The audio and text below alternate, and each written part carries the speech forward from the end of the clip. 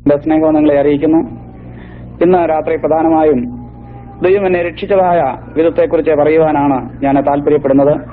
അതിനാധാരമായിട്ട് ഒരു വേദവാക്യം വായിച്ചുകൊണ്ട് ചില കാര്യങ്ങൾ ഓർപ്പിക്കുവാൻ താല്പര്യപ്പെടുന്നു. 16-ാം സങ്കീർത്തനത്തിന്റെ 4-ാം വാക്യം നമുക്ക് വായിക്കാം.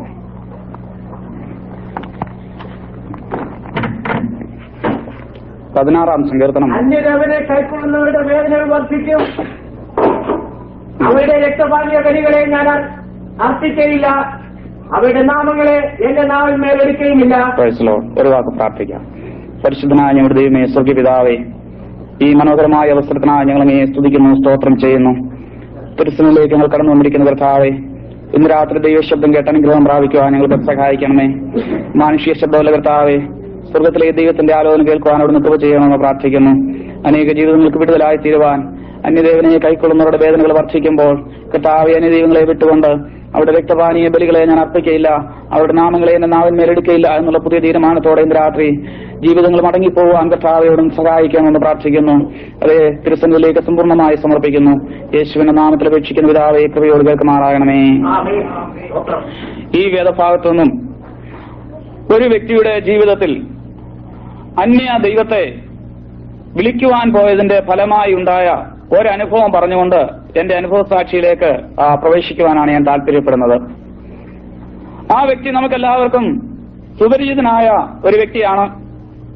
തന്റെ ജീവിതത്തിന്റെ ആരംഭകാലത്ത് യാതൊരു തരത്തിലും ഒരു വിഗ്രഹത്തെ ആരാധിക്കുകയോ ഏതെങ്കിലും രീതിയിൽ വെളിച്ചപ്പാടന്മാരോ മന്ത്രവാദികളോ ആഭിചാരകരോ ക്ഷുദ്രക്കാരോ പ്രശ്നക്കാരോ മുഹൂർത്തക്കാരോ രാജ്യത്തെവിടെയെങ്കിലും ഉണ്ടെങ്കിൽ അങ്ങനെയുള്ളവരെ അപ്പോൾ തന്നെ കൊന്നുകളയണം എന്നുള്ള തീരുമാനത്തോടും ആ കൽപ്പനയോടും കൂടെ ആ നിശ്ചയത്തിൽ മുന്നേറിയതായ ഒരു വ്യക്തിയാണ് അവസാനം അന്യദൈവത്തിന്റെ പിടിയിലമർന്ന് വേദനകളെ വർദ്ധിക്കുവാൻ ഇടയായി തീർന്നത്. ദൈവവചനത്തിലുള്ള ആ വ്യക്തിയെക്കുറിച്ച് ഇന്ന് രാത്രി പ്രാരംഭമായി ചില നിമിഷങ്ങൾ ഞാൻ ഓർപ്പിച്ചുകൊള്ളട്ടെ. ആ വ്യക്തിയുടെ പേര് ശൗൽ എന്നാണ്. തന്റെ ജീവിതത്തില് ദൈവം തന്നെ രാജസ്ഥാനത്തേക്ക് തിരഞ്ഞെടുത്തു. ദൈവത്തിന്റെ ഒരു അഭിഷിക്തനായിട്ട് താൻ ജീവിച്ചു. ഇസ്രയേലിലെ ഒന്നാമത്തെ രാജാവായി ആ സ്ഥാനാരോഹണം ചെയ്തു. ജനങ്ങളെല്ലാം വളരെയധികം തന്നെ ബഹുമാനിച്ചു. എല്ലാവരും തന്റെ വാക്കുകൾക്ക് ചെവി കൊടുത്തു, തന്നെ അനുസരിച്ചു, രാജാവിനെ ബഹുമാനിച്ചു. നാളുകൾ കഴിഞ്ഞു. ആദ്യ നാളുകളിലൊക്കെയും താൻ ദൈവത്തിന്റെ വചനം കേട്ടും ദൈവത്തിന്റെ കൽപ്പനകൾ കേട്ടും ജീവിക്കുന്ന ദൈവത്തിന്റെ അഭിഷിക്തനായിട്ടും ദൈവത്തിന്റെ ആലോചനകൾ അറിയിച്ചും അതനുസരിച്ച് മുന്നോട്ട് പോകുന്നവനായിട്ടും തന്റെ ജീവിതകാലം മുന്നോട്ട് നീക്കി. നാളുകൾ കഴിഞ്ഞപ്പോൾ തന്റെ ജീവിതത്തിലെ മാറ്റങ്ങൾ സംഭവിച്ചു. അധികാരങ്ങളായപ്പോൾ, വേണ്ടുന്ന സമ്പത്തായപ്പോൾ, വേണ്ടുന്ന കാര്യങ്ങളെല്ലാം ആയി, കൊട്ടാരമായി, പട്ടാളക്കാരായി, രാജധാനിയായി, കാര്യവിചാരകന്മാരായി, വേണ്ടുന്നതെല്ലാം ഉണ്ട്. അപ്പോൾ താന് ദൈവത്തിന്റെ ആലോചനയെ മറുക്കുവാനായി തീരുമാനിച്ചു. അതിനുവേണ്ടിയുള്ള 1-2 പ്രവർത്തനങ്ങൾ തന്റെ ജീവിതത്തിൽ കടന്നു വന്നു. ആ കാര്യങ്ങളൊക്കെ നമുക്ക് എല്ലാവർക്കും അറിയാവുന്ന വിഷയങ്ങളായതുകൊണ്ട് അതിനെക്കുറിച്ച് ഞാൻ അധികം വിശദീകരിക്കുന്നില്ല. ആദ്യം ദൈവം ഏൽപ്പിക്കാത്ത ഒരു ശുശ്രൂഷ ചെയ്യുവാനായി ആ വ്യക്തി തീരുമാനിച്ചു. താൻ രാജാവായിരുന്നെങ്കിലും ദൈവം ഏൽപ്പിക്കാത്തതായ ഒരു ശുശ്രൂഷ തന്റെ ജീവിതത്തിൽ താൻ ചെയ്തു. ശമൂവേൽ വരുവാൻ താമസിക്കുന്നു എന്ന് കണ്ടപ്പോൾ യഹോവയ്ക്ക് യാഗം കഴിക്കുവാനായിട്ട് ശൗല് തീരുമാനിച്ചു. എന്നാൽ യാഗം അർപ്പിച്ചു കഴിഞ്ഞ സമയമായപ്പോൾ അതാ ശമൂവേൽ പ്രവാചകൻ കടന്നു വരുന്നു. താൻ ഇപ്രകാരം ചോദിച്ചു, ശൗലേ, നീ എന്താണ് ചെയ്തത്? അപ്പോൾ തന്റെ മറുപടി ഇങ്ങനെയായിരുന്നു, അതെ, ഞാൻ നിന്റെ ദൈവമായ യഹോവയ്ക്ക് യാഗം കഴിക്കുവാൻ നീ വരുന്നത് താമസിക്കുന്നത് കൊണ്ട് സമയം കടന്നു പോകുന്നല്ലോ എന്ന് വിചാരിച്ച് ഞാൻ ആ ശുശ്രൂഷ ചെയ്തതാണ്. അവിടെ ശമൂവേൽ പ്രവാചകൻ ശൗലിനോട് ചില വിഷയങ്ങൾ സംസാരിക്കുന്നു, ദൈവത്തിന്റെ ആലോചന അറിയിക്കുന്നു. അതുകൂടാതെ അമാലേക്യരെ മുഴുവനായി കൊന്നൊടുക്കണം എന്നുള്ള ദൈവത്തിന്റെ കൽപ്പനയെ ലംഘിച്ച് അവിടെ നിന്നെ കൊള്ളാവുന്നതിനെയൊക്കെ പിടിച്ചു കെട്ടിക്കൊണ്ട് ശൗല് തിരിച്ചു വന്നു. അന്ന് രാത്രി ശമൂവേൽ പ്രവാചകൻ ആ കൊട്ടാരത്തിൽ ചെന്നു. ആ രാത്രി ശമൂവേൽ അവിടെ വിശ്രമിക്കുകയാണ്. അപ്പോൾ തന്റെ കാതുകളിൽ ചില ശബ്ദങ്ങൾ കേട്ടു. ശമൂവേൽ പ്രവാചകൻ ഒരു കാര്യമുണ്ട്, രാജാവിനോടാണെങ്കിലും കാര്യം നേരെ ചോദിക്കുന്ന വ്യക്തിയായിരുന്നു. താൻ രാത്രിയിൽ തന്നെ എഴുന്നേറ്റു, വിളിച്ചു, ശൗലേ ശൗലേ എന്ന് വിളിച്ചു. ശൗല് എഴുന്നേറ്റ് ശമൂവേൽ പ്രവാചകന്റെ മുൻപിൽ വന്നു. ഞാൻ ഈ കേൾക്കുന്ന ആടുകളുടെ കരച്ചിലും കാളുകളുടെ മുക്കറായും എന്താണ്? ആ സമയത്ത് ഇപ്രകാരം ശൗൽ രാജാവ് മറുപടി കൊടുത്തു, നിന്റെ ദൈവമായ യഹോവയ്ക്ക് യാഗം കഴിക്കുവാൻ അതിൽ കൊള്ളാവുന്നതിനെ നോക്കി ഞാൻ തിരഞ്ഞെടുത്തുകൊണ്ട് വന്നതാണ്. ശമൂവേൽ ശൗലിനോട് ദൈവത്തിന്റെ ആലോചന ഇപ്രകാരം അറിയിച്ചു, ശൗലേ, അനുസരിക്കുന്നത് യാഗത്തെക്കാളും ശ്രദ്ധിക്കുന്നത് മുട്ടാടികളുടെ മേധസ്സിനേക്കാളും നല്ലത്. നിന്റെ പ്രവൃത്തി കൊണ്ടല്ല നീ ദൈവസന്നിധിയിൽ നീതീകരിക്കപ്പെടുന്നത്, നിന്റെ നീതി പ്രവൃത്തികൾ കൊണ്ടല്ല നീ നീതീകരിക്കപ്പെടുന്നത്. ദൈവത്തിന് വേണ്ടി എത്രയായിരം കാളകളെ അർപ്പിച്ചാലും എന്തുമാത്രം ധനം കൊടുത്താലും ഉള്ളതെല്ലാം ആ നാമത്തിൽ കൊടുത്തെന്ന് പറഞ്ഞാലും ദൈവസന്നിധിയിൽ ചെന്നെത്തുവാൻ കഴിയുകയില്ല. പിന്നെയോ ദൈവം ആഗ്രഹിക്കുന്നത് മനുഷ്യൻ ദൈവത്തെ അനുസരിക്കണം എന്നുള്ളതാണ്, ദൈവത്തിന്റെ വചനം ശ്രദ്ധിക്കണം എന്നുള്ളതാണ്. എന്നാൽ സാത്താൻ ആഗ്രഹിക്കുന്നത് മനുഷ്യൻ ദൈവത്തിന്റെ വചനം ശ്രദ്ധിക്കരുത് എന്നുള്ളതാണ്. അങ്ങനെ ശൗലിന്റെ ജീവിതത്തിലെ പടിപടിയായിട്ട് പിന്മാറ്റം ആരംഭിച്ചു. അവസാനം വന്നു കഴിഞ്ഞപ്പോൾ ഒരൊറ്റ വ്യക്തി പോലും, ഒരൊറ്റ പ്രവാചകന്മാരിൽ കൂടിയോ അല്ലെങ്കിൽ യെരൂശലേം ദേവാലയത്തിലെ മുൻപുള്ള രീതി അനുസരിച്ച് പുരോഹിതന്മാരിൽ കൂടിയോ ഊറിയും തുമ്മിയും, അതായത് സത്യം, വെളിപ്പാട് എന്ന ഇത്യാദിയിൽ കൂടിയോ ഒന്നും ദൈവം ശൗലിനോട് സംസാരിക്കുവാൻ തയ്യാറായില്ല. ദൈവ വഴി വിട്ടുപോയി കഴിഞ്ഞാൽ അവസാനം ദൈവത്തിന്റെ ആത്മാവ് സദാകാലവും മനുഷ്യനോട് വാദിക്കുകയില്ല എന്നുള്ള വചനപ്രകാരം ഒരുപക്ഷെ പലപ്പോഴും ദൈവശബ്ദം തന്നെ കേൾക്കുവാൻ സാധിക്കാതെ വരും. അങ്ങനെയുള്ള അനേക പ്രിയപ്പെട്ടവരെ നമുക്ക് കാണുവാൻ കഴിയും. ശൗലിന്റെ ജീവിതത്തിലും ഇതുതന്നെ സംഭവിച്ചു. യുദ്ധത്തിനായിട്ട് അമാലേക്യർ അടുത്തു വരുന്നു, മറ്റൊരു ഭാഗത്ത് ഫെലിസ്ത്യരുമായി ഏറ്റുമുട്ടേണ്ടി വരുന്നു, വേറൊരു ഭാഗത്ത് ഒരു പാവപ്പെട്ട മനുഷ്യന്റെ പുറകെ പതിയിരിപ്പാരംഭിച്ചു.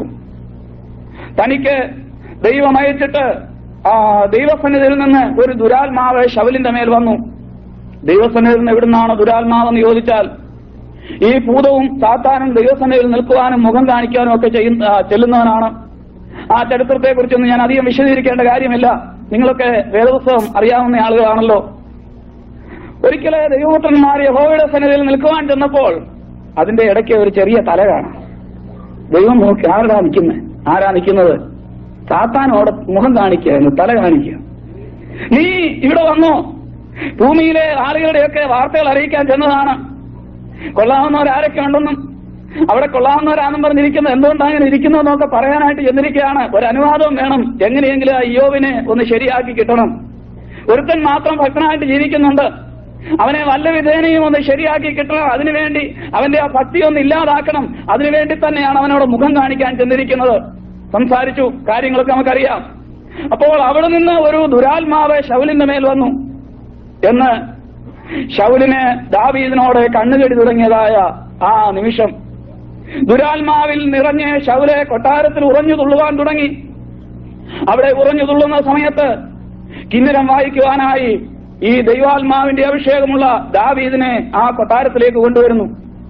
ദാവീദ് അവിടെ വന്ന് കിന്നരം വായിക്കുമ്പോൾ ആ കിന്നര വായനയിൽ അല്ലെങ്കിൽ ദാവീദിന്റെ ആ ആത്മാവിലുള്ള ആ ആരാധനയിൽ, ആ മനോഹരമായ സങ്കീർത്തനത്തിൽ ശൗലിന്റെ ദുരാത്മാവ് വിട്ടുമാറുന്നു. അപ്പോൾ ദാവീദിനോട് വീണ്ടും ശൗലിന് വാശി തോന്നുന്നതായ ചില സന്ദർഭങ്ങളുണ്ട്. കാരണം ഇസ്രയേലിലെ കൊച്ചമ്മമാരെല്ലാം കൂടെ, കന്യകമാരെല്ലാം കൂടെ ഒരു ചെറിയ പാട്ട് പാടിയായിരുന്നു മുമ്പ്.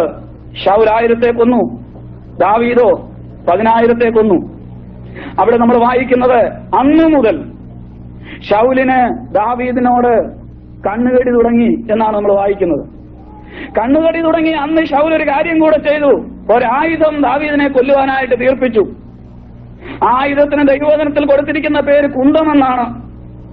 അതിന് ഒരറ്റത്തൊരു പിടിയുണ്ട്, ഒരറ്റം സൂചിമുന പോലെ കൂർത്തതാണ്. പറഞ്ഞു കഴിഞ്ഞപ്പോൾ നിങ്ങൾക്ക് ആയുധം മനസ്സിലായി കാണും. എല്ലാ ദിവസവും പ്രഭാതത്തില് ശൗലി ആയുധം ഉണർന്നു വന്നാൽ ഉടനെ കയ്യിലെടുക്കും. ഇതിന്റെ മൂർച്ച നല്ലതുപോലെ ഒന്ന് പരിശോധിക്കും. ഇതിന് നല്ല മുനയുണ്ടോ? ഒറ്റ കുത്തുകുത്തിയാൽ ഇത് ശരിക്ക് ദാവീദിന്റെ നെഞ്ചിനകത്ത് കയറിപ്പോകുമോ, തുളഞ്ഞു കയറുമോ എന്നൊക്കെ ആയിരിക്കാം ഇത് പരിശോധിച്ച് നോക്കുന്നത്.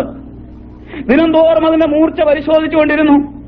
ഒരു ദിവസം ദാവീദ് കിന്നരം വായിച്ചുകൊണ്ടിരിക്കുമ്പോൾ ദാവീദിന്റെ നേരെ ഈ കുന്തവുമായിട്ട് താൻ ചാടി. എന്നാൽ ദൈവം അത്ഭുതകരമായിട്ട് താൻ തിരഞ്ഞെടുത്തതായ ദാവീദിനെ അവിടെ ഒന്ന് തട്ടിമാറ്റി. ആ സമയത്ത് ശൗലിന്റെ കൊട്ടാരഭിത്തിയിൽ ആ കുന്തം ചെന്ന് തറച്ചു എന്ന് നമ്മളവിടെ വായിക്കുന്നുണ്ട്. ഞാൻ ആ ഭാഗങ്ങൾ ഓർപ്പിക്കുന്നത്, ഒരു വ്യക്തി എപ്രകാരം ദൈവസന്നിധി വിട്ടുപോകുന്നു എന്നുള്ള കാര്യങ്ങളൊന്ന് സൂചിപ്പിക്കുവാൻ വേണ്ടിയാണ്. ആ മനുഷ്യൻ, ആ രാജാവ് നോക്കിയിട്ട് എന്തെങ്കിലും ഇനിയും ഒരു മാർഗമുണ്ടോ? അവസാനം എല്ലാ തരത്തിലും പിന്മാറി. ദാവീദിനെ പിടിക്കുവാൻ നോക്കിയിട്ട് ദാവീദിനെ കിട്ടുന്നില്ല.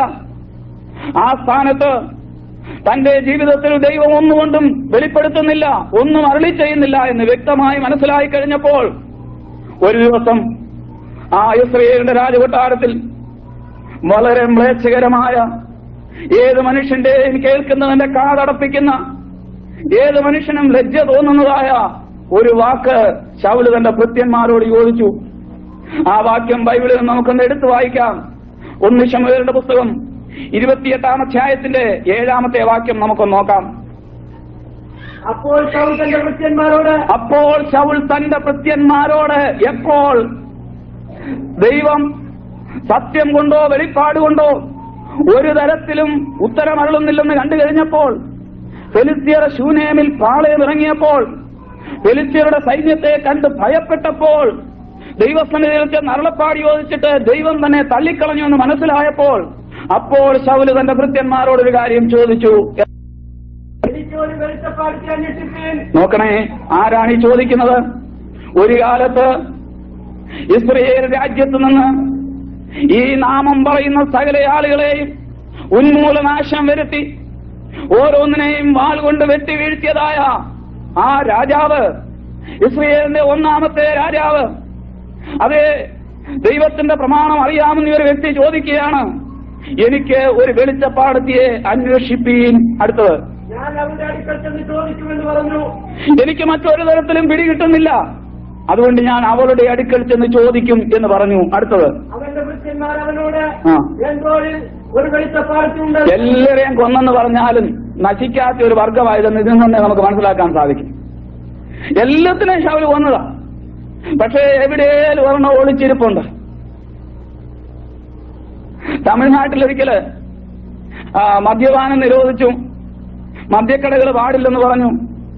പക്ഷേ അവസാനം വന്ന് മദ്യം വീടുകളിലെല്ലാം ചെറിയ ചെറിയ കുടിലുകളിൽ വരെ സുലഭമാകാൻ തുടങ്ങി. അപ്പൊ അങ്ങനെ വന്നു കഴിഞ്ഞപ്പോൾ ധാരാളം തമിഴ് കേരളത്തിലേക്ക് വരാൻ തുടങ്ങി. കാരണം അവിടെയും ഓരോ വീടുകളിലും കുടിൽ വ്യവസായം പോലെ ഇത് വാറ്റുന്നുണ്ടായിരുന്നു. പക്ഷെ അത് സർക്കാരിന് അറിയത്തില്ലെന്നേ ഉള്ളൂ. എന്ന് പറഞ്ഞതുപോലെ ഇതിന് ഈ വർഗത്തെ നശിപ്പിക്കണം എന്ന് പറഞ്ഞ് എങ്ങനെ നശിപ്പിച്ചാലും ഒരെണ്ണം പിന്നെ എവിടെയും ഇരിക്കും. വെളിച്ചപ്പാടത്തിയെ കുറിച്ച് അനേക കാര്യങ്ങൾ ദൈവവചനത്തിൽ പറഞ്ഞിട്ടുണ്ട്. അപ്പോൾ പുതിയ നിയമത്തിൽ നമുക്ക് ഈ വെളിച്ചപ്പാടത്തിയെ കാണാൻ സാധിക്കുന്നുണ്ട്, പഴയ നിയമത്തിൽ മാത്രമല്ല.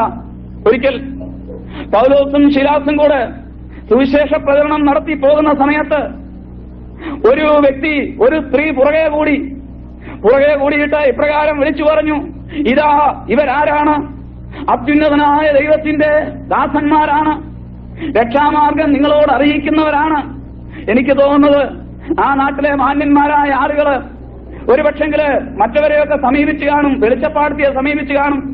ഇവര് രണ്ടുപേരും ഇവിടെ വന്ന് പ്രസംഗിക്കാൻ തുടങ്ങിയ പിന്നെ ഇതിനെതിരായിട്ടാണ് പറയുന്നത്, അതുകൊണ്ട് എങ്ങനെയെങ്കിലും ഇവരുടെ പ്രസംഗം ഒന്ന് നിർത്താമോ എന്ന് വെളിച്ചപ്പാടത്തിയോട് ചോദിച്ചപ്പോൾ അവൾ അഞ്ജനമൊക്കെ ഇട്ട് നോക്കി, മഷിയൊക്കെ ഒഴിച്ചു നോക്കി, ആ കല്ലിനകത്തൊക്കെ നോക്കിയിട്ട് അവർക്ക് മനസ്സിലായി ഇവർ ഇന്ദ്രിയം ഉള്ളവരാണ്, ഇവരെ തോൽപ്പിക്കാൻ ഒക്കത്തില്ല. ഒടുവിൽ അവൾ അത് തന്നെ വിളിച്ചു പറഞ്ഞെന്നാണ് തോന്നുന്നത്, ഇതാ ഇവരാരാണ്? അത്യുന്നതനായ ദൈവത്തിന്റെ ദാസന്മാരാണ്, രക്ഷാമാർഗം നിങ്ങളെ അറിയിക്കുന്നവരാണ്. അവൾ തന്നെ പരസ്യമായിട്ട് പറയാണ്, അയ്യോ എന്റെ അടുക്ക വന്ന യാതൊരു രക്ഷയുമില്ല, ഇവരുടെ അടുക്കൽ ചെന്നെങ്കിലേ രക്ഷയുള്ളൂ, ഇവരറിയിക്കുന്ന മാർഗം രക്ഷാമാർഗമാണെന്ന് പരസ്യമായിട്ട് ഒരു വെളിച്ചപ്പാടത്തി വിളിച്ചു പറഞ്ഞ സംഭവം അറിയാം. പൗലോസും ശീലാസും അത് കേട്ടിട്ട് അതിന് യേശു പറഞ്ഞില്ല. പൗലോസ് തിരിഞ്ഞു നിന്നിട്ട് അവളിലുള്ള ഭൂതത്തെ ശാസിച്ചു. അപ്പോൾ അത് ഭൂതമാണ് എന്ന് അവിടെ വ്യക്തമാകുന്നുണ്ട്. ഭൂതത്തെ ശാസിച്ചു. ആ സമയത്ത് തന്നെ അവളിലുള്ള ഭൂതം വിട്ടുപോയി. അവള് കൊള്ളാവുന്ന ഒരു ദൈവവൈദ്യരായിട്ട് പിന്നീട് തീർന്നു എന്ന് നമ്മൾ വായിക്കുന്നുണ്ട്. അപ്പോൾ വെളിച്ചപ്പാടും മന്ത്രവാദവും ഒക്കെ അറിയാവുന്നവര് ഇന്നത്തെ കാലത്ത് മാത്രമല്ല ദൈവമക്കളാകാൻ തുടങ്ങിയത്. 1-ാം നൂറ്റാണ്ട് മുതലേ അനേകം മന്ത്രവാദികൾ ദൈവകൃപയിൽ വന്ന ചരിത്രങ്ങളൊക്കെ ദൈവവചനത്തിലുണ്ട്. അതിനെക്കുറിച്ചൊന്നും ഞാൻ വിശദീകരിക്കുന്നില്ല, കാരണം എല്ലാ സംശയങ്ങളും തീർത്ത് പറയുവാൻ എനിക്ക് സമയമില്ല. കർത്താവിന്റെ ശ്രേഷ്ഠദാസൻ ഇവിടെ ഓർപ്പിച്ചു, ഇനി ഇച്ചിരി നേരത്തെ നിർത്തിയാലും കുഴപ്പമൊന്നുമില്ല, ഞങ്ങൾ ക്ഷമിക്കുമെന്ന്. ഞാൻ ഓർക്കുന്നത് എങ്ങനെയാണ് നേരത്തെ നിർത്തുന്നത് എന്നുള്ള കാര്യത്തിൽ ഞാനിങ്ങനെ പ്രാർത്ഥിച്ചുകൊണ്ടിരിക്കുകയാണ്. നിങ്ങൾ ഏതായാലും പ്രാർത്ഥിക്കുക, സമയത്ത് തന്നെ നിർത്തണമെന്നുള്ളതാണ് എന്റെ ആഗ്രഹം. ഏതായിരുന്നാലും ശൗലിന്റെ ജീവിതത്തില് താൻ ഭൃത്യന്മാരോട് യോജിച്ചപ്പോൾ അവര് പറഞ്ഞു, ഏന്തോറിൽ ഒരു വെളിച്ചപ്പാടെത്തി ജീവിച്ചിരിപ്പുണ്ട്. ശൗലേ, നീ എല്ലാവരെയും നശിപ്പിച്ചെന്ന് പറഞ്ഞാലും ഇതിനിടയ്ക്ക് അവിടെ അവിടെയൊക്കെ ഇരിപ്പുണ്ട്. പക്ഷേ അവിടെ പോകണമെങ്കിൽ പകല് പോയാൽ മനുഷ്യരെന്തോ പറയും. സാധാരണയായിട്ട് മന്ത്രവാദികളുടെ യാത്രയും മന്ത്രവാദികളുടെ പൂജയും മന്ത്രവാദികളുടെ പ്രവർത്തനങ്ങളും എല്ലാം രാത്രിയിലാണ് കൂടുതലും നടക്കുന്നത്. എന്തെങ്കിലും വളരെ അത്യാവശ്യമുണ്ടെന്ന് തോന്നിയാൽ മാത്രമേ വളരെ രഹസ്യമായിട്ട് ചുറ്റുമുള്ള കതകുകളെല്ലാം അടച്ചിട്ട് പകല് നട്ടുച്ചയ്ക്കാണെങ്കിലും ആ ഇരിക്കുന്ന മുറിക്കകത്ത് ഇരുട്ടാക്കി ജനലിൽ കൂടെ വെളിച്ചം കയറുന്നുണ്ടെന്ന് കണ്ടാൽ അവിടെ പ്രത്യേക തരത്തിലുള്ള കട്ടിയുള്ള കട്ടനൊക്കെ കൊണ്ടുവന്നിട്ട് ഇരുണ്ട മുറിക്കകത്തിരുന്നാണ് സാധാരണ മന്ത്രവാദങ്ങളുടെ പ്രയോഗങ്ങൾ ചെയ്യാറുള്ളത്. പോട്ടെ, അതിനെ വിളിക്കുന്നത് തന്നെ അന്ധകാരത്തിന്റെ ശക്തി, ലോകാധിപതി എന്നൊക്കെയാണ്. അപ്പോൾ അതേ അന്ധകാരമാണ്, ഇരുട്ടാണ് ഇഷ്ടപ്പെടുന്നത്. അപ്പോൾ ശൗല് രാത്രിയിൽ കാണുവാൻ പോയി. സാധാരണ ഇന്നത്തെ ആളുകളും അത് തന്നെയാണ് ഇഷ്ടപ്പെടുന്നത്. അല്ലെങ്കിൽ അയൽവക്കക്കാർ പറയും, കണ്ടോ അവൻ ഇന്നാരെ വിളിച്ചുകൊണ്ടുവന്നു, മുസ്ലിയാരെ വിളിച്ചുകൊണ്ടുവന്നു, അത് ചെയ്യിക്കുന്നുണ്ട്. ചിലപ്പോൾ നമുക്കെതിരായിട്ടായിരിക്കും. അപ്പോൾ ആളുകൾ ഏതോ ഒരു നീചമായ രീതിയിൽ അവരെ കാണും. ഈ പറയുന്ന ആളുകൾ തന്നെ കുറച്ച് കഴിയുമ്പോൾ അതിനടുത്ത മുസ്ലിയാരെ പോയി കാണും. കാരണം മറ്റേ ആളെന്തോ ജയിച്ചതെന്ന് അറിയാനായിട്ട് ഇങ്ങനെയുള്ള അനേക ഉദാഹരണങ്ങൾ എന്റെ ഓർമ്മയിൽ വരുന്നുണ്ട്. അവയെ ഞാനിപ്പോൾ വിശദീകരിക്കുന്നില്ല. ശൗലെ വെളിച്ചപ്പാടത്തെ തേടി രാത്രിയിൽ പോയി. രാത്രിയിൽ പോകുമ്പോൾ തന്റെ ഉള്ള വേഷത്തിൽ പോകാൻ തീരുമാനിച്ചില്ല. ആ വേഷം ഒന്ന് മാറിയെന്നാണ് നമ്മളവിടെ വായിക്കുന്നത്. വേഷം മാറി താൻ രാത്രിയിൽ കടന്നു ചെല്ലുകയാണ്. അതേ സമയത്ത് ശൗലിനെ ഭയന്ന് ദാവീദ് ഗുഹകളിലും കുറ്റിക്കാട്ടിലും ഒളിച്ചിരിക്കുകയാണ്. ഏത് നിമിഷവും ശൗലിന്റെ കുന്തമുനയിൽ താൻ കുടുങ്ങുവാൻ സാധ്യതയുണ്ടോ എന്നുള്ള ഭയത്തില് ദാവീദ് ശൗലിനെ ഭയന്ന് ഓടുന്ന സമയമാണ്. ശൗല് ഇവിടെ വെളിച്ചപ്പാടത്തെ തേടി പോയിരിക്കുകയാണ്. അവിടെ ചെന്നിട്ട് അവളോട് കുശലപ്രശ്നങ്ങൾ പറയുവാൻ തുടങ്ങി. നീ വന്ന കാര്യം എന്തേന്ന് ചോദിച്ചപ്പോൾ ശൗല് പറയുന്നത്, എനിക്കൊരാളുമായിട്ടൊന്ന് സംസാരിക്കണം. അവിടുന്നാണ് എന്റെ അനുഭവ സാക്ഷ്യം തുടങ്ങുവാൻ ഞാൻ ആഗ്രഹിക്കുന്നത്. എനിക്ക് ഒരാളുമായിട്ടൊന്ന് സംസാരിക്കണം, എനിക്കൊരാളിനെ വരുത്തി തരണം. ആ ആള് മരിച്ചുപോയ ആളാണ്. കുറച്ചുനാൾ മുമ്പാണ് ആള് മരിച്ചത്. എനിക്ക് ആളിന്റെ ആത്മാവുമായിട്ട് ഒന്ന് സംസാരിക്കണം. ഇന്നത്തെ കാലത്ത് തന്നെയല്ല, അന്ന് ആദ്യകാലം തൊട്ടേ മരിച്ചുപോയ ആത്മാക്കളുമായിട്ട് മന്ത്രവാദികള് മനുഷ്യനെ കൊണ്ട് സംസാരിപ്പിക്കാറുള്ള ചരിത്രങ്ങൾ ഉണ്ടായിരുന്നു. അതെന്താണെന്ന് വ്യക്തമായി പറഞ്ഞിട്ട് എന്റെ അനുഭവത്തിലേക്ക് കടക്കുവാനാണ് ഞാൻ താല്പര്യപ്പെടുന്നത്. ഈ ശൗലി എന്ന് വെളിച്ചപ്പാടത്തിയോട് ഇത് പറഞ്ഞു കഴിഞ്ഞപ്പോൾ അവൾ ചോദിച്ചു, ഞാൻ ആരെ വരുത്തി തരയണം? നമുക്ക് വായിക്കാം, 8 മുതലുള്ള വാക്യം വായിക്കാം. പ്രത്യേകം ശ്രദ്ധിക്കണേ. ഇവരെ കാണാൻ പോകാനായിട്ട് ശൗൽ എന്ത് ചെയ്തു? തന്റെ വേഷം മാറി. തന്റെ ശരിയായ വേഷത്തിലുകളെ കാണാൻ പോകാൻ പറ്റത്തില്ല. വേഷം മാറിയിട്ട് അടുത്തത് വേറെ വസ്ത്രം, രാജവസ്ത്രം മാറി. എന്ത് ബന്ധപ്പാടാണ് വരുന്നതെന്ന് നോക്കണേ. എന്ത് കാശീലമാണ് ഇതിനുള്ളത്. വേഷം മാറി വേറെ വസ്ത്രം ധരിച്ചു. അടുത്തത് രണ്ടാളെയും കൂട്ടി പോയി രാത്രി ആ സ്ത്രീയുടെ അടുക്കൽ പോയ സമയവും ശ്രദ്ധിക്കണം. രാത്രിയിൽ ആ സ്ത്രീയുടെ അടുക്കൽ എത്തി. വെളിച്ചപ്പാടാക്കാവുള്ള കൊണ്ട് നീ എനിക്കായി പ്രത്യേകം നോക്കുകയും. ഇതിനും പറഞ്ഞിരിക്കുന്ന എന്താ ഇവിടെ? ആത്മാവെന്ന്. എന്തോത്തിന്റെ ആത്മാവ്? വെളിച്ചപ്പാട് ആത്മാവ്. അപ്പോൾ ആത്മാക്കൾ പലതുണ്ട്. പിന്നെ ദൈവമക്കളായിരിക്കുന്നവർ വിവേചിക്കണമെന്നുള്ളതാണ്. അതും ദൈവാത്മാവിന്റെ ഒരു കൃപാവരമാണ്. പല ആത്മാക്കളെ നമുക്ക് കാണാൻ സാധിക്കും. ഒരൊറ്റ രീതിയിൽ മാത്രമേ തിരിച്ചറിയാൻ പറ്റത്തുള്ളൂ. കർത്താവ് വളരെ വ്യക്തമായിട്ട് പറഞ്ഞു, ഫലം കൊണ്ട് നിങ്ങൾക്ക് വൃക്ഷത്തെ തിരിച്ചറിയാം. മുള്ളുകളിൽ നിന്ന് മുന്തിരിപ്പഴവും ഞെരിഞ്ഞിലുകളിൽ നിന്ന് അത്തിപ്പഴവും പറിക്കുമാറുണ്ടോ? ഇല്ല. ആകാത്ത വൃക്ഷമൊക്കെയും ആകാത്ത ഫലം കായ്ക്കുന്നു, നല്ല വൃക്ഷമൊക്കെയും നല്ല ഫലം കായ്ക്കുന്നു. അതുകൊണ്ട് തിരിച്ചറിയുവാനുള്ള മാർഗം യേശു ചൂണ്ടിക്കാണിച്ചു. നിങ്ങൾക്ക് ഫലം കൊണ്ട് തിരിച്ചറിയുവാൻ സാധിക്കും.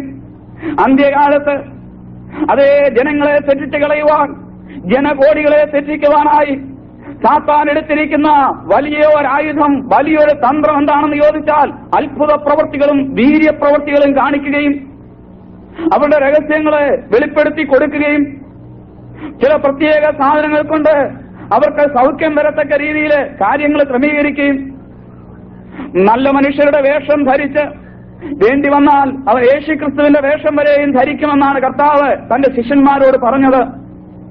സാത്താൻ താനും വെളിച്ചദൂതന്റെ വേഷം ധരിക്കുമെന്ന് കർത്താവ് പറഞ്ഞിട്ടുണ്ട്.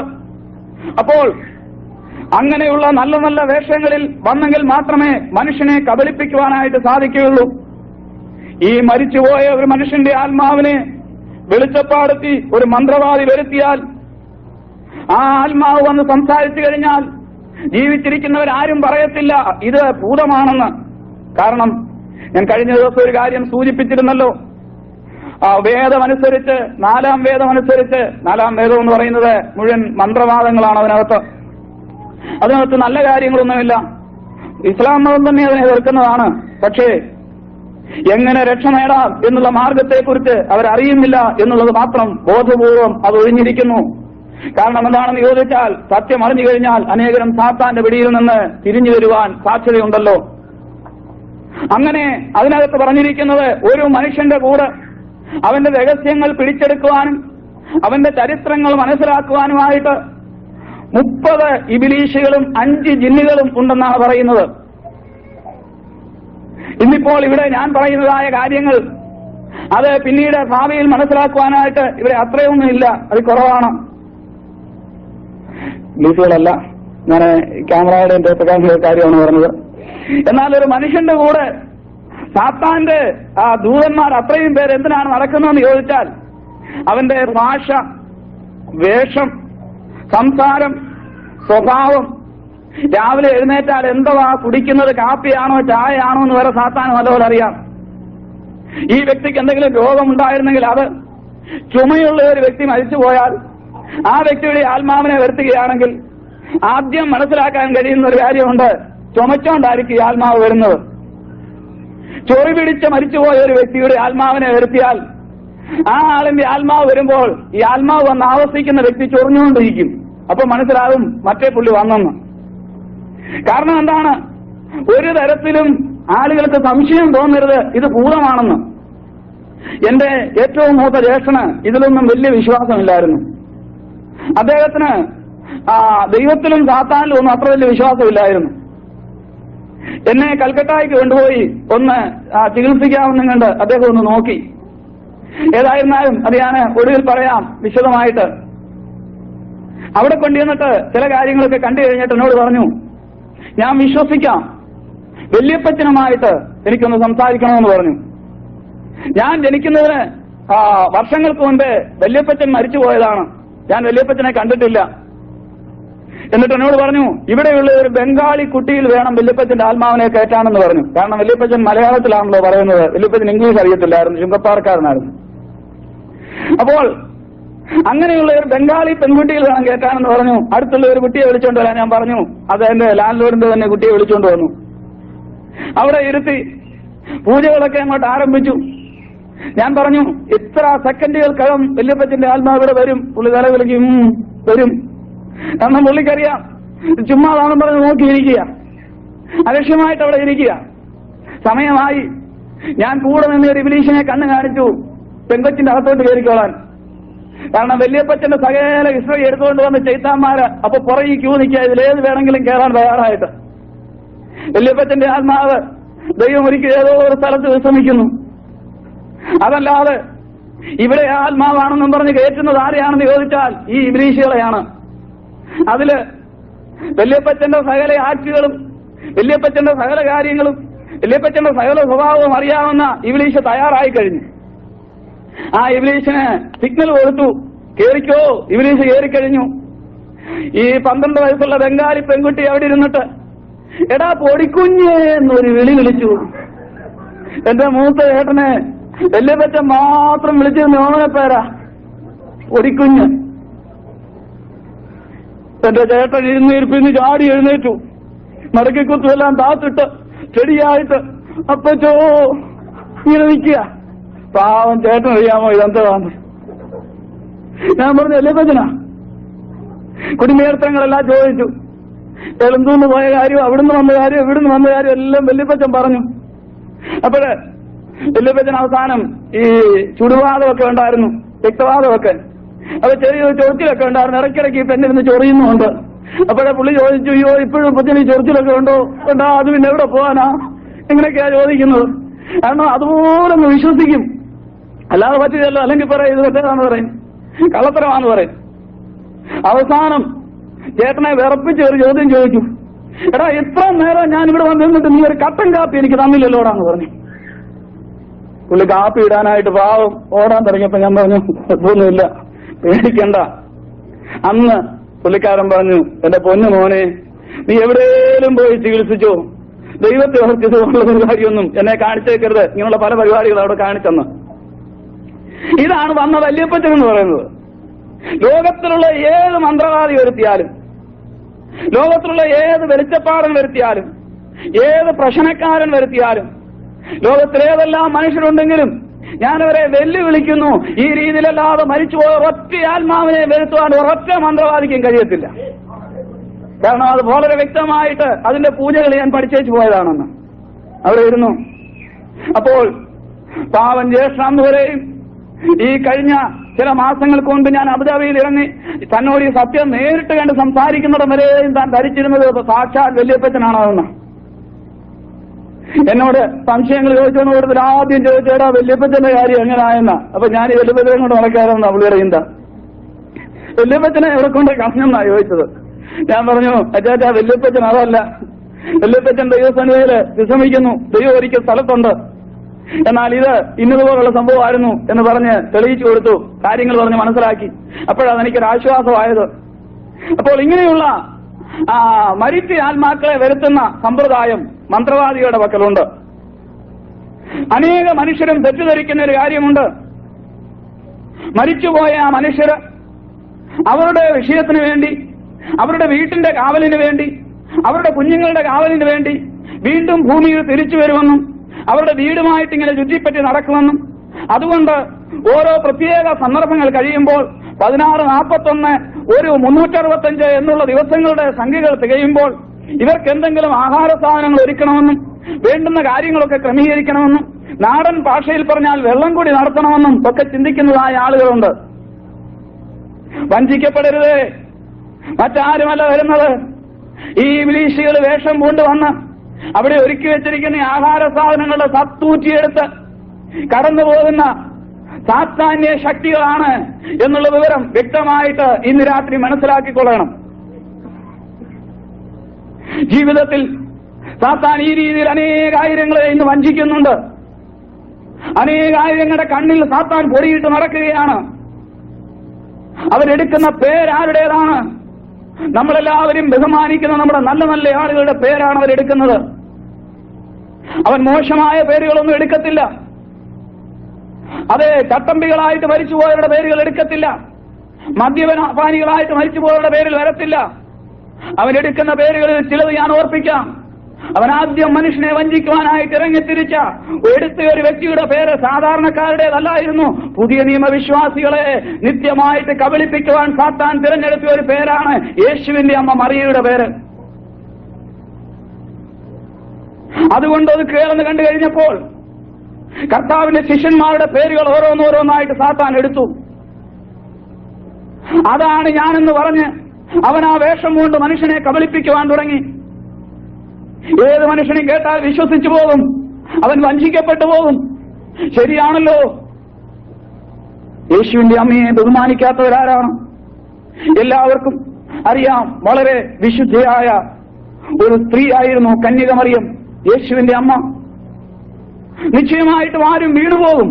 എന്നാൽ യേശുവിന്റെ അമ്മയുടെ ആത്മാവ് ദൈവവചനത്തിന്റെ വെളിച്ചത്തിൽ എനിക്കിപ്പോൾ മനസ്സിലാക്കാൻ സാധിച്ചു എവിടെയാണെന്ന്. അത് യേശുവിന്റെ മടിയിൽ വിശ്രമിക്കുന്നു, ആ കർത്താവിനോട് കൂടെ വസിക്കുന്നു. എന്നാൽ ആ പേരിൽ ജനങ്ങളെ വഞ്ചിക്കുവാനായിട്ട് സാത്താൻ ആ വേഷം ധരിച്ചിട്ട് ഭൂമിയിൽ ഊടാടി സഞ്ചരിച്ച് ഇന്നും കോടാനുകോടി ആളുകളെ വഞ്ചിച്ചുകൊണ്ടിരിക്കുന്നു. ദൈവവചനത്തിൽ അതിനെ തുല്യമായ ഒരു പേരെനിക്ക് കാണുവാൻ സാധിച്ചു. ആകാശരാജ്ഞി എന്നൊരു പേര് കൊടുത്തിട്ടുണ്ട്. കാരണം സേവകളിലെ ഏറ്റവും വലിയ സേവയും ഏറ്റവും വലിയ ശക്തിയും ജീവിതകാലം മുഴുവൻ വിവാഹം കഴിക്കാതെ അടിമ വെച്ചിരിക്കേണ്ടതുമായ ഒരു സേവയായിരുന്നു മാതാവിന്റെ സേവ എന്ന് പറയുന്നത്. ഞാൻ ആ സേവക്കാരനായിരുന്നു കഴിഞ്ഞ 7 വർഷക്കാലം. അങ്ങനെ നല്ല നല്ല ആളുകളുടെ പേര് പറഞ്ഞ് വന്നെങ്കിൽ മാത്രമേ മനുഷ്യനെ വഞ്ചിക്കുവാൻ കഴിയുകയുള്ളൂ എന്ന് മനസ്സിലാക്കിയ സാത്താൻ ആ പേരിൽ വരുവാൻ തുടങ്ങി. ശൗലും ഇതിൽ വിശ്വസിച്ചിരുന്നു. മരിച്ചുപോയ ഒരു ആത്മാവുമായിട്ട് എനിക്ക് സംസാരിക്കുവാൻ കഴിയുമെന്ന് ശൗലും വിശ്വസിച്ചിരുന്നു. ശൗൽ അതിനാണ് വന്ന് വെളിച്ചപ്പാടത്തിയുടെ അടുത്ത് എന്ന് പറയുന്നത്. എനിക്ക് അടുത്ത വാക്യം നമുക്ക് വായിക്കാം.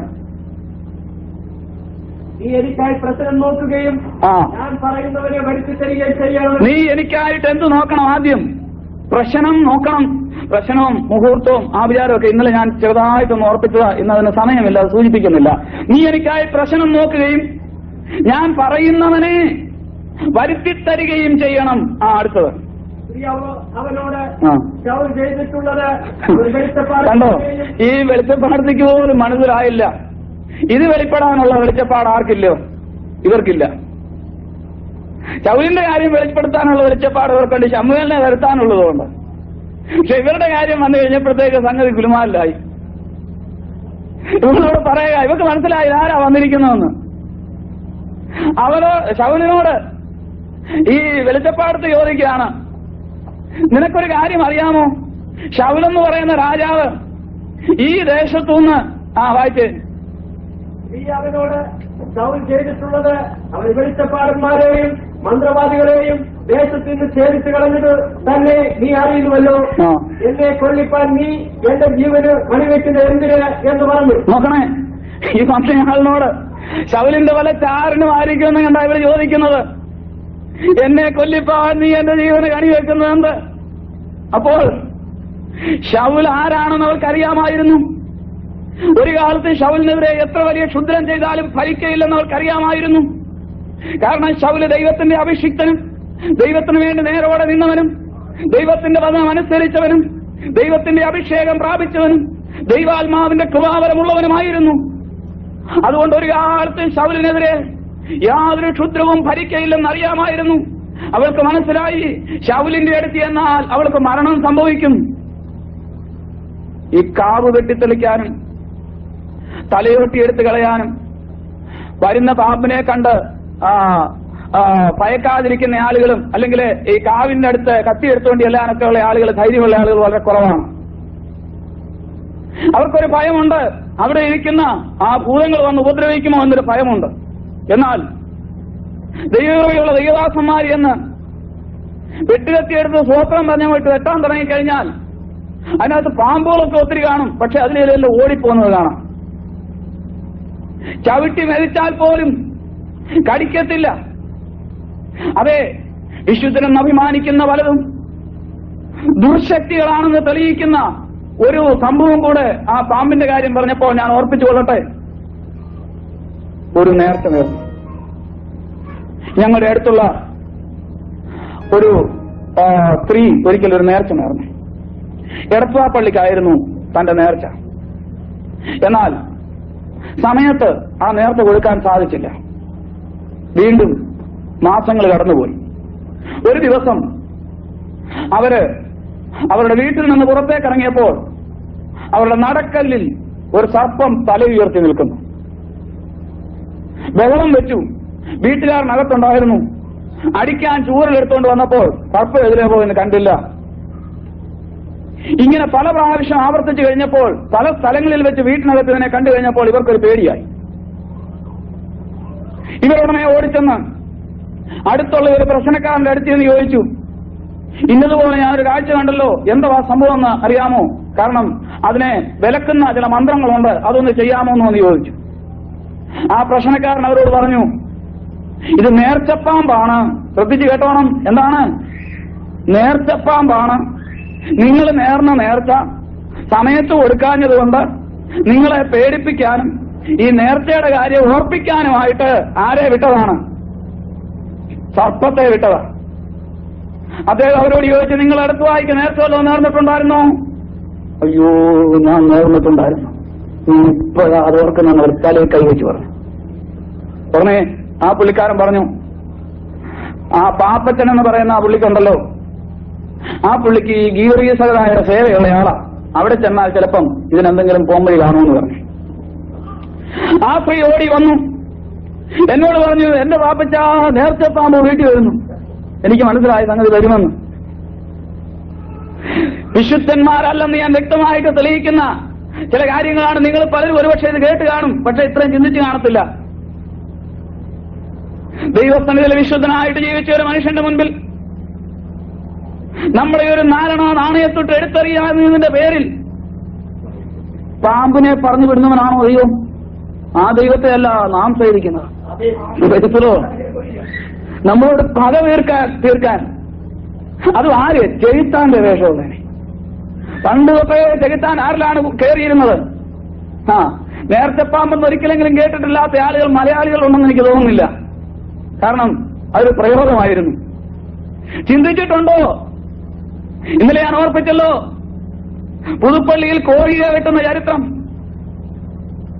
സ്വന്തം ചെങ്കിലെ ചോര ഊറ്റിത്തന്ന് മാനവജാതിയെ വിലയ്ക്ക് വാങ്ങിയ ദൈവത്തിന് ഒരു കോഴിയുടെ ചോരയുടെ ആവശ്യമുണ്ടോ എന്ന് മനുഷ്യൻ ചിന്തിക്കാറില്ല. ഞാൻ വന്നത് ചിന്തിച്ചിരുന്നില്ല, കുറെ നാളുകൾ കഴിഞ്ഞാണ് ചിന്തിക്കാൻ തുടങ്ങിയത്. ചിന്തിച്ചപ്പോൾ എനിക്കിത് പറയാതിരിക്കാൻ വയ്യ, ഒരു തരത്തിൽ അടക്കി വെക്കാൻ ഒക്കുന്നില്ല. അത് ഞാൻ പറഞ്ഞു, എത്ര സമയം ഉണ്ടെങ്കിലും തികയത്തില്ലെന്ന് പറഞ്ഞു.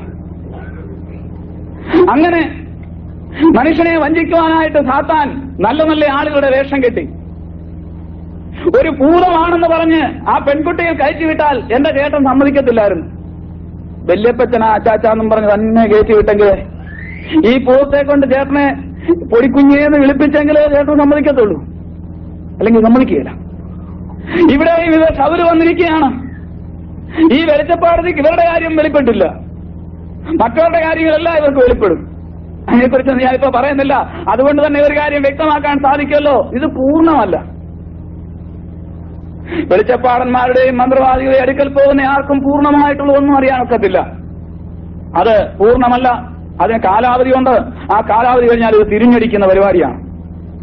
നേരത്തെ പാമ്പൊക്കെ വരും, ചിലടത്ത് പാമ്പല്ല ഭൂതം തന്നെയായിരിക്കും കയറി വരുന്നത്.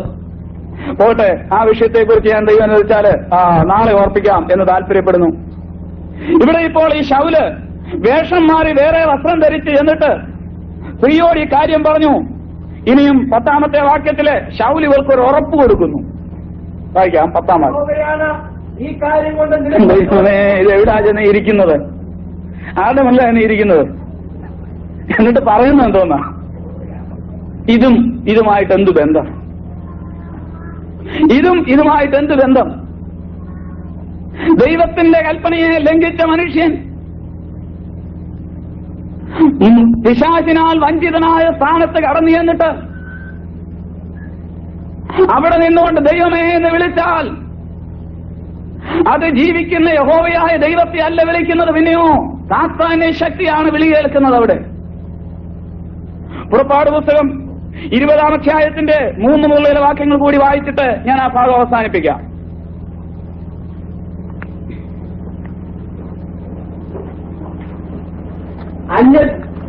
ഞാനല്ലാതെ അന്യ ദൈവങ്ങൾ നിനക്കുണ്ടാകരുത്. ദൈവം കൊടുക്കുന്ന കൽപ്പനകൾ. സീനായി മലയിൽ വെച്ച് ദൈവം കൽപ്പന എഴുതി കൊടുക്കുകയാണ്. ഒന്നാമതായിട്ട് ദൈവം എഴുതി, ഞാനല്ലാതെ അന്യ ദൈവങ്ങൾ നിനക്കുണ്ടാകരുത്. നമ്മൾ വായിച്ച വാക്യം മറക്കരുത്. അന്യദേവനെ കൈക്കൊള്ളുന്നവരുടെ വേദനകൾ വർദ്ധിക്കും. ഞാനല്ലാതെ അന്യ ദൈവങ്ങൾ നിനക്കുണ്ടാകരുത്. അടുത്തത്, ദൈവത്തിന്റെ കൽപ്പന വളരെ വ്യക്തമായിട്ട് മനുഷ്യന് കൊടുത്തിരിക്കുന്നു. നീ ഒരു വിഗ്രഹം ഉണ്ടാക്കരുത്. എവിടെയൊക്കെ ഉള്ളത്? സ്വർഗത്തിലിരിക്കുന്നത് ആരാ? ദൈവമല്ലേ? മീരെ സ്വർഗത്തിലെങ്കിലും ദൈവത്തിന്റെ വിഗ്രഹം ഉണ്ടാക്കുവാൻ മനുഷ്യന് അവകാശം ദൈവം കൊടുത്തിട്ടില്ല. മീരെ സ്വർഗത്തിലെങ്കിലും ഭൂമിയിലെങ്കിലും. ഭൂമിയിലല്ലേ വിശുദ്ധന്മാരൊക്കെ ജനിച്ച് ജീവിച്ച് മരിച്ചു പോയത്?